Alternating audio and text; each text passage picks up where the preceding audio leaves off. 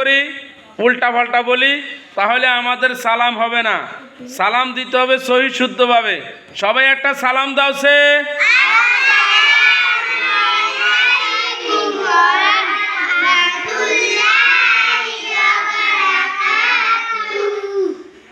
হ্যাঁ, সালাম দিতে হবে। যদি সালামে আমরা ভুল করি তাহলে সালাম হবে না। যদি আমরা ভুলে বলি সালাম আলাইকুম, এটার অর্থ হবে উটের নাড়িমুড়ি আপনার জন্য, এটা সম্পূর্ণ ভুল।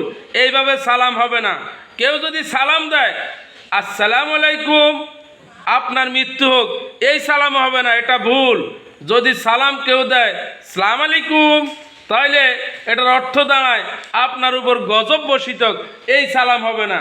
সালাম হবে কেমনে?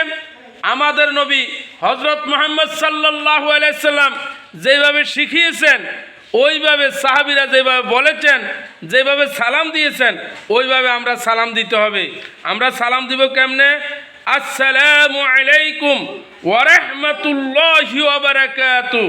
অর্থ হবে আপনার উপর আল্লাহর শান্তি, রহমত ও বরকত বর্ষিত হোক।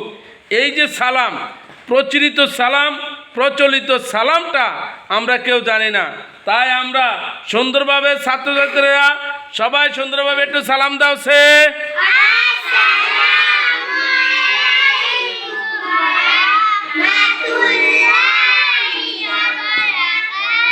তোমরা মা বাবাকে সালাম দিবা, বাড়িতে যাইয়া সালাম দিবা, উল্টা পাল্টা শব্দ ভুল করে সালাম দিবা না, সহি শুদ্ধভাবে সালাম দিবা।